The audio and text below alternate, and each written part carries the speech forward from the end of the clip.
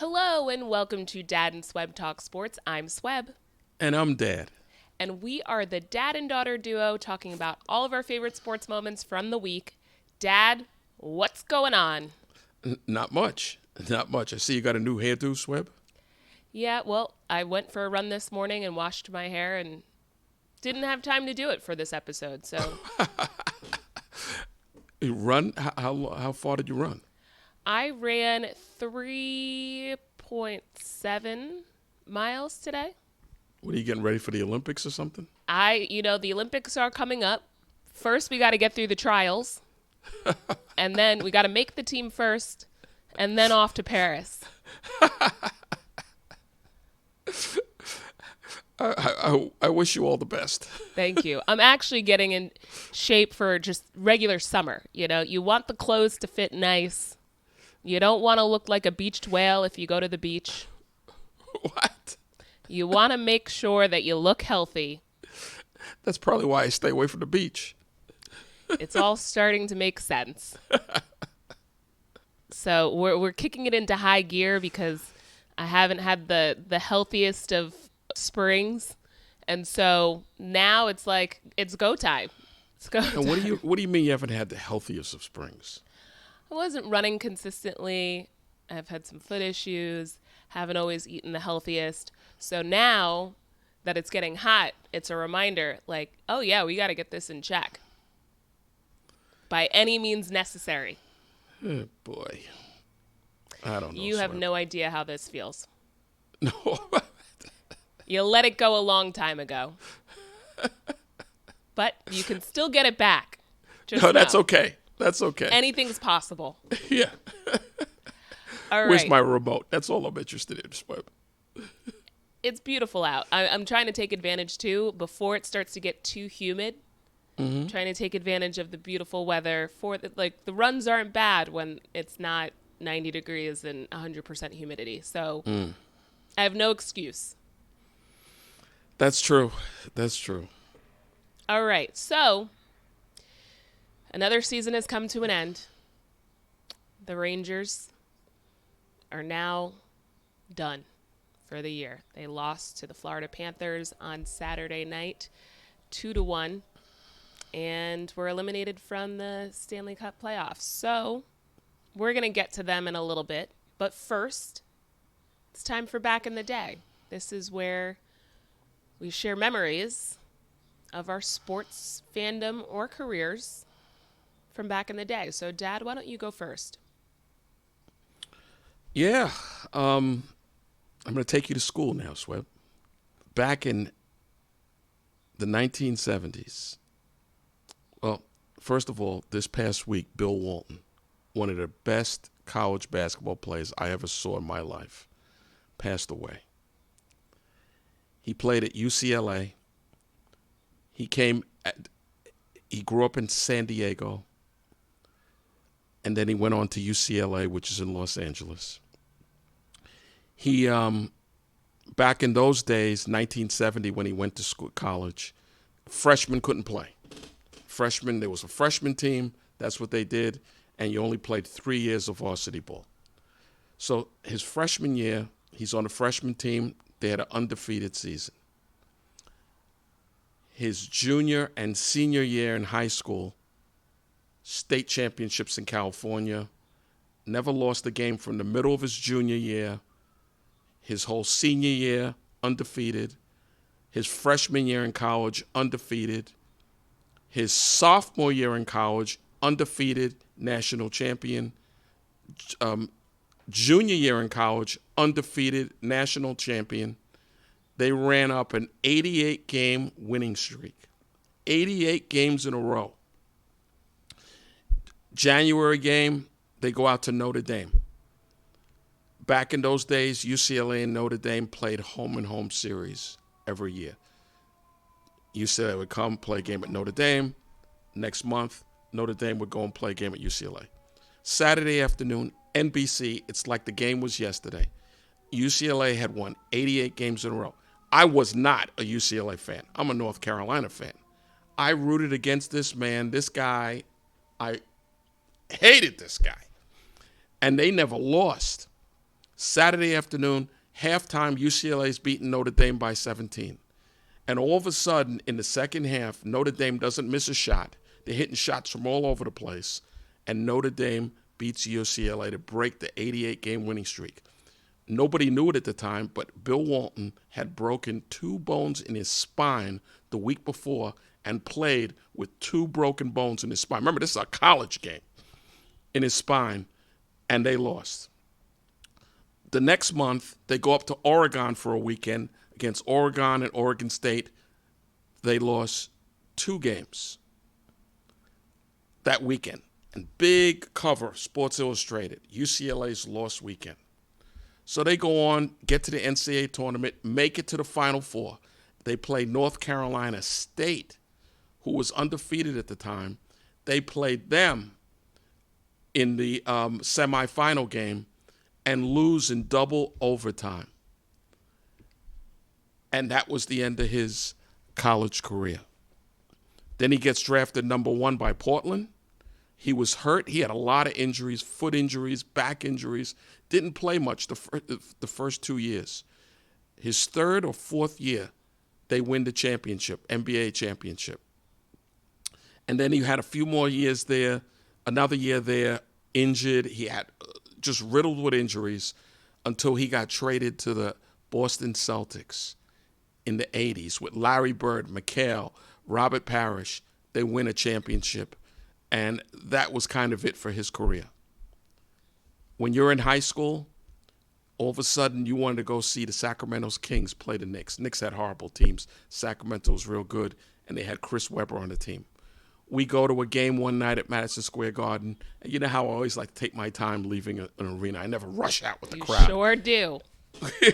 Let's take our time. So we get outside on 7th Avenue. Who's standing there? Bill Walton. He had just was announcer for ESPN that night. And I said, Bill, how you doing? And he talked to us like he had known us for about 20 minutes. And he talked to us like he knew us for 20 years. He started asking you about what you do, asking me, and saying how proud I am of you, and all this. And I was trying to talk to him about his son, who was a big star at Arizona at that point, Luke Walton, who went on to play with the Lakers and Kobe Bryant. And he didn't even want to talk about his son. He wanted to talk about us. That's the kind of man this guy was. He was incredible. He was a credible player. And a lot of times you see these people on TV, but when you actually get a chance to meet them, you see how nice most of these people are. That's my back in the day, Swebb. That's a good one. And not everyone's nice when you meet them in person. So it's always a joy when someone actually is nice and friendly that you see on TV. I'm sure I have the picture. I'd have to go back. This was prior to digital cameras even, and certainly social media. So I probably have a picture with him from an old disposable camera. So the next time I'm home, I'm going to have to go through some albums and try and find that. I know I have a picture of me at the game and the 2 of us at that game, but I'm sure I have a picture from afterwards. But that's a great memory. Thanks for that one, Dad. He was a phenomenal player, and he was a winner. And that's why the Celtics took him on. They were already winning, and he came on as a reserve. And he helped them, push them over the top to beat the Lakers. This man was a winner. And that's why when you watch some of these games nowadays, especially these NBA games, a lot of people like from my day say, what is this garbage we're watching here? My man Bruce texts me all the time. What is this, a game of horse? Everybody's jacking up threes. There's no strategy. These guys don't seem to care. When the game's over, they're hugging and kissing each other. Back in those days, when the game was over, whether you won or lost, you went to the locker room. You weren't sitting around like it was a Little League game where you're going down the line, shaking hands with everybody at the end of the game. These guys are exchanging jerseys. They didn't do that back then. That's why I have the mentality. It's about winning, Swebb. It's about winning. Yeah, and neither of our teams won this year. So. That's okay. You go back to the drawing board and you do what you got to do to win the next year. All right. speaking of the drawing board, Go the ahead. Rangers unfortunately lost on Saturday night. They faced a very challenging Florida Panthers team who had their number really the whole game. They ended up losing the series 4-2. They were lucky to even win some games during the series. It just, as I watched the game on Saturday night, it almost felt like a completely different team from round one to Saturday night. So it's unfortunate that the big players couldn't score goals. Shesterkin played great in goalie. It just reminded me a lot of the 2013, 2014 seasons where you had Henrik Lundqvist keeping the team in it. And these guys that were great in the regular season, and when they're flying, when they're playing well, they're some of the best players in the league. And then when we get to the playoffs, they were invisible. So Artemi Panarin, Mika Zibanejad, these guys really didn't show up this round, unfortunately. And so the Rangers are off to Cancun. Hey, listen. They go to Cancun? That's where all the teams go once they get eliminated. Oh, I didn't know that. The NBA. Listen. Well, the NBA teams. That's what inside the NBA, I think that's what they say. Everyone's off to Cancun. The NHL players probably take an Alaska cruise or something. Right. They're probably going to Banff or something in Listen, Canada. The Rangers have an excellent team. But Florida has an excellent team. Carolina has an excellent team. Boston. How would you like to be a Boston Bruin fan? They've gotten knocked out twice in the first round. Didn't Boston get knocked out in the first round again this year? Last year they did. Listen, all these teams are very close. You just you don't say, well, let's fire the coach. You don't say, let's trade everybody. You say, how do I improve on the margins? How do some of my younger players get better? Some of the Rangers' younger players got better. There was a marked improvement from last year to this year. How do we get them even better? How do we incorporate a few more young players in? And how do we pick up some veteran players that fit into the team? Right. That's what you got to think. It's not we got to make this big trade. There's no big trades because of the salary cap. You can't fit more money in. The Rangers are a good team. We're not talking about trades. We'll get there. The draft comes June 28th. They have the 30th pick as of now. They need to get better on defense. Some of their pairings aren't the best. You're right. Some of the young players really stepped up. I loved Vinny Trocheck and him being just the leader on the ice in terms of the way that he played, but also in getting in every scuffle and standing up for his players, his teammates.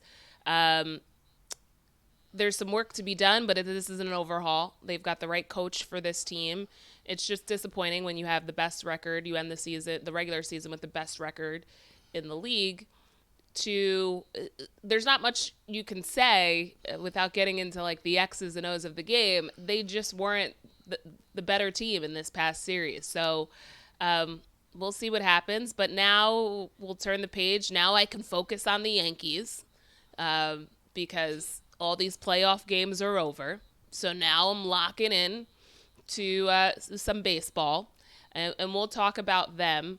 But yeah, to Cancun or to Banff National Park they go, and we'll see what happens next season. So all in all, the Garden had a great year with two incredible teams. Both kind of mirrored each other in the types of personalities on the team, the heart, the grittiness, the coming back late in games to win games that they had no business winning.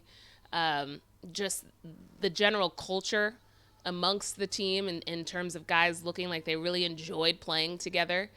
And so it ends earlier than you want it to, but to be honest, and I gotta admit, so I went to this bar last night to watch the game, and I was unsure about going to this bar because I had gone on Tuesday when they lost, and I said, I don't think I should go. So it's all your fault.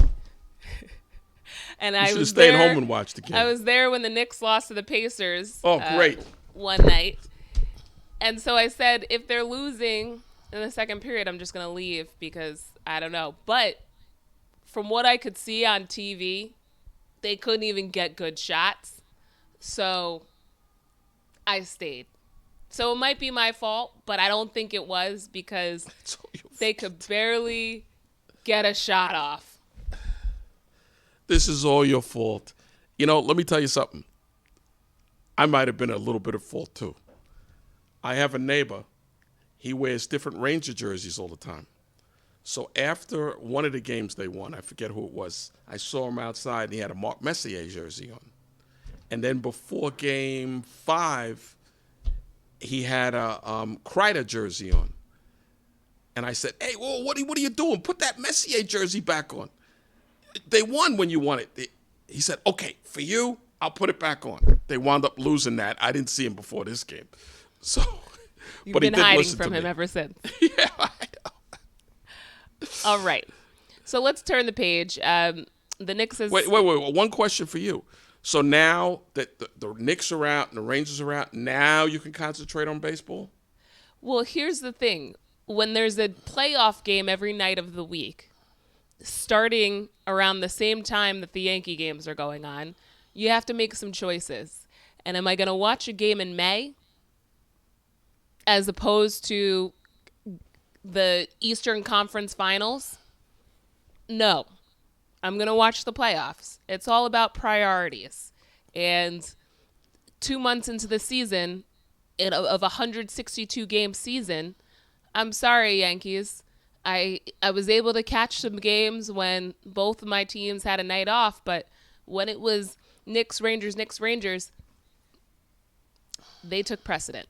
Well, see, Swebb, your young mind doesn't work like my old mind. See, some nights I was watching Knicks, I was watching the Rangers, I was watching the Yankees, and I was listening to News Network all at the same time because my computer has different windows and I could get the different things. So I would listen to one and watch the others. Or some nights I would listen to 2 things at the same time while watching a third thing. And show you how skilled I am, Swebb. There's been nights I've listened to 3 separate things at the same time, Swebb. Let's be honest. You were probably asleep. You had No, all I these wasn't. windows No. open, and you were probably asleep.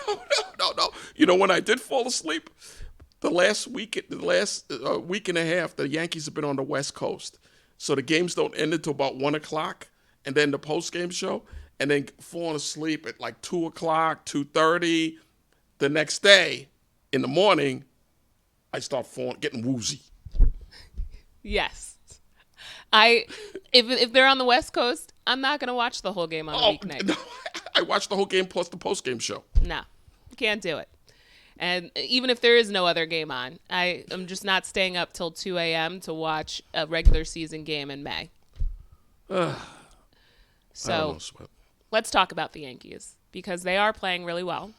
Yep. And I'm excited to lock in now. They're on the West Coast, finishing up a West Coast trip in which they played San Diego and San Francisco and the Los Angeles Angels of Anaheim. And they just finished the month of May having not lost a series all month. So they take 2 of 3 from the Angels, 2 of 3 from San Diego, and 2 of 3 from San Francisco, and they are playing in about 20 minutes against San Francisco, so that could end up being 3 of 3. Yep, they're playing great ball. They're getting great starting pitching. They have the best ERA in the American League. They're getting starting pitching, relief pitching, hitting for power. They're playing good defense, not great. Their outfield defense has been real good. Infield has been a little shaky. We have to get that straightened out. And the regulars are playing every day. Every day, it's the same lineup. And Aaron Judge is on a tear. He's red hot. He's red hot. And he was ice cold in April, and everybody, oh, what's going to happen? This guy's making so much money. Remember, he missed a lot of spring training. He was injured. So April was like his spring training. Now he's ready to go, and he's tearing it up. Tearing it up. So on the opposite side of that, the Mets. They have lost 3 games against the Dodgers. They won 2 of 3 against Arizona. Right now, they're 4th in the NL East, 10 games under 500, 16 and a half games back of the Phillies. Okay, forget all that stuff. I'm aggravated with the Mets, and I'm not a Met fan, but they're not doing their fans right. I've done a little study on the Mets and ways that it can improve. We know the negative stuff. That's not going to help nobody. You pick up a newspaper, everything's negative about the Mets. You turn on the game, even their dopey announcers are saying negative. I can't even believe how negative their announcers are about the team. They have to come up with a plan of how they're going to fix the team. They have a good general manager.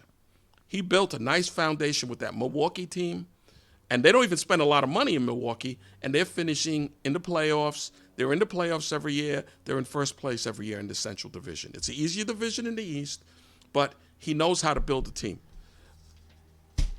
This week, the Mets go and take 2 young players, Brett Beatty and Christian Scott. Brett Beatty is an infielder.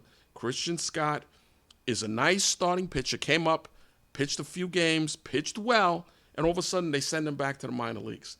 I don't understand this. They have some veterans. They're not going anywhere this year. So why not use this year, the next 4 months, June, July, August, September, to reshuffle things, trade off a few of their veteran players that aren't going to be here when they're actually ready to win something, pick up some young arms, some young players with some potential, and move on. Okay? You can't keep operating like this. And then they got to sit down with Mr. Alonso, who's going to be a free agent. He's their best power hitter, best run producer for 6 years now. They got to sign him to a contract. He's their Derek Jeter. He's their Aaron Judge. You can't play around with this guy. Just give him a contract and get it over with. And then some of these other small pieces that are veterans, guys in their mid-30s, they have a lot of guys in their 30s. Trade off some of these guys for some young arms. Because in free agency, pitching is the most expensive thing. To get a good pitcher, you got to spend $30, $40 million a year. And then by the time you get these guys, they break down on you. So you just got to draft a lot of young pitchers and develop them. The Yankees have 2 young pitchers in their rotation. And Gil, who's unhittable almost, they got him in 2018 as on a trade as a throw-in for Jake Cave. And then he had Tommy John. Both of these guys had Tommy John surgery. Schmidt was a first-round pick, had Tommy John surgery, missed 2 years. Right. But you just let if you draft a lot of young pitchers, and they don't have to be first-round picks, they could be just draft college pitchers, not these high school guys. Baseball, like any sport, but baseball I find to be the most difficult in terms of making sure that you are scouting properly, because a lot of guys fizzle out. And now in baseball, it takes 5-6 stages to get to the major leagues, right? Some guys start at rookie ball and you have to work your way up each level. Some of the guys that play at big college programs and are used to playing in very competitive leagues usually start a little bit higher than rookie ball and have to still develop and work their way up. And so you can make a lot of bad decisions in terms of who you draft. Maybe you can't sign certain players because they end up deciding to forego signing a professional contract to play in college. And then the development is just as important. So baseball, to me, has always seemed like the hardest sport to really get it right. And we all know, like, the Yankees haven't always gotten it right. There have been star players that we've drafted that were supposed to be the next big thing, that fizzled out. Your Drew Hensons and Greg Bird was even one of those guys that for a while we were like, this is the guy, this is the first baseman of our future, and he just fizzled out. So it can happen. It's a tough one, but that's why scouting and player development are so important in every sport. It can happen. It happens in basketball. You can see when guys aren't developing. It can happen in every sport, but baseball, especially because of all the levels of minor league baseball, is like you have to make sure that you've got good coaching and good player personnel staff for every level of your minor league system to make sure that these players are developing. Now, the Yankees have a really good AAA team, and they've been developing guys that are playing so well in Double and AAA that's like, where's the room for these guys to break into the lineup? Because now you've got Soto, who we're going to try and sign to a long-term contract. You've got Verdugo. You've got some guys on the team. Volpe. All these guys are young players, so it'll be interesting, and it's a good problem to have. You'd rather have the riches than not. And certainly some of those players, maybe you trade them for other pieces in the future. But baseball is a hard one. But I agree with you. As a fan, if my team's not playing well, I would like to see the young guys get the chance to play instead of some old guy who's not really productive. The Mets seemingly, and I don't follow them as closely, right? I'm starting to follow them more because we're talking about them. But they haven't gotten it right for a while, and I would hate to be a Met fan because you start out with so much hope at the beginning of the season, and then it's almost like being a Jets fan. You go in with some optimism, and then things kind of fall apart. Well, just remember, back in 2015, they were in a World Series. Right. Okay? That was only 9 years ago. And a lot of that team was players from their farm system that had moved up. And then they made a few nice trades with some of the surplus prospects, and they brought in Cespedes, they brought in some players. But you've got to – Kansas City, remember said it a few months ago, Kansas City was going to be a sleeper team. They're like 10 games over 500. They're the worst team. They got the first pick in the draft 2-3 years ago. Okay? They were the worst team. But the last year or two, they spent the whole draft, all 20 picks, just on pitchers. And then you start developing these guys. Some of these guys are going to get hurt.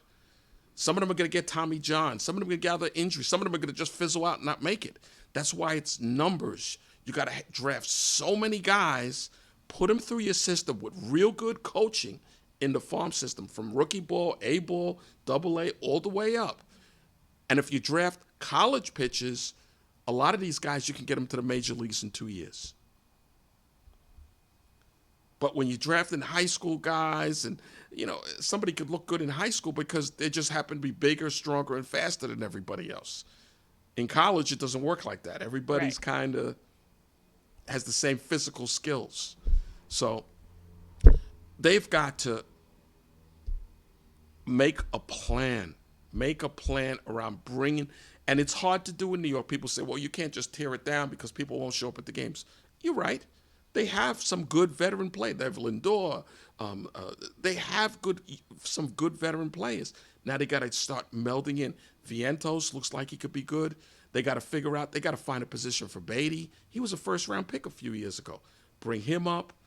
I watched a game, I think last Saturday, but he hit a ball on the upper deck. You've got to, and then 2 days later they're sending him down to the thing. You got to let these guys play. Volpe hit 205, 206 last year, but they let him play every day. Now he's hitting 280-something his second year. You got to let these – your brother – your brother had millions of conversations about this. He kept saying, you got to let the young players play in baseball. They got to play. I said, well, this guy's not ready yet. That's okay. Bring him up anyway. Let him play. Let him play. Let him develop in the major leagues. Let them play. That's what you got to do. The Yankees are doing that with Wells now, the catcher. He's hitting 190, but he splits time with Trevino, who's hitting whatever he's hitting. He's doing well.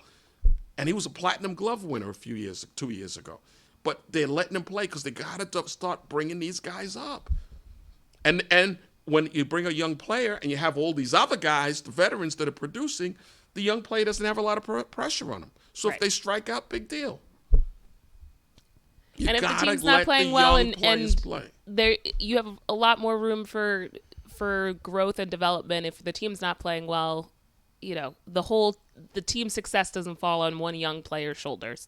Right. So you So he just has no gotta pressure. He comes up and he learns on the thing. But you right. Okay. like, So moving on. In go ahead. terms of what you're looking forward to, we've got a few things coming up. Obviously, the NBA Finals is going to start here this week. The Dallas Mavericks versus the Boston Celtics. I'll be rooting for the Mavericks because I would never root for an Eastern Conference team. But I'm excited to see, the stars play against each other. You've got Luka Doncic, you've got Kyrie Irving playing against Jason Tatum and Jaylen Brown. I'm more excited to see what happens in free agency and in the draft. Now, the Knicks have the 24th and 25th pick, and they also have, I think, the 38th pick. So we'll see what they end up doing in the draft. From a free agency standpoint, Isaiah Hartenstein's a free agent. OG Anunoby is a free agent. Alec Burks is a free agent, but not as important from a must-sign type of thing. But you must sign Isaiah Hartenstein and OG Anunoby. There has been talk of the OG contracts being close because of the whole CAA connection and how they were able to trade for him during the season. It was almost expected that he would still sign with the team. So what are your thoughts, Dad, on free agency? They have to sign Hartenstein and OG. Okay? They're focal points of this team. They have to sign them. Your brother texted me yesterday and said, the Knicks should probably go after Klay Thompson from the Warriors. He's a free agent.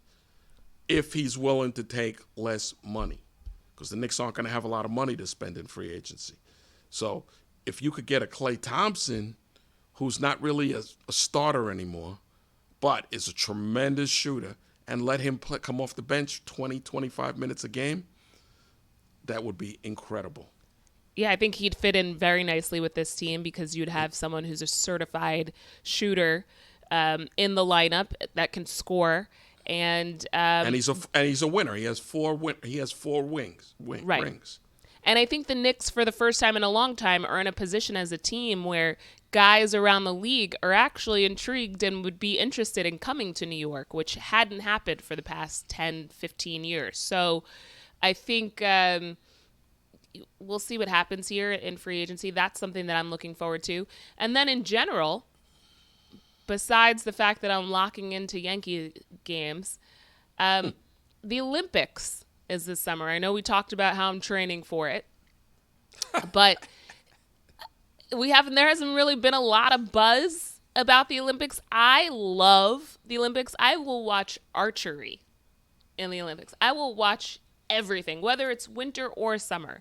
But the Summer Olympics is coming up, which means that there will be some trials in swimming to make the Olympic team, in track and field, in gymnastics. So I'm looking forward to watching some of these Olympic sports that aren't always in the public eye throughout the year until an Olympic year. And we have some team trials and things coming up in these next couple of weeks. It's June, and the Olympics will start at the end of July here. Yeah, it should be good. Olympics are always great. Yeah. And there's a lot of sports you're not used to seeing. Water polo. It's also fun to see who's going to be the next big thing. Like, I remember when Michael Phelps first came onto the scene, and then there was talk the next year of him trying to go for 8 gold medals.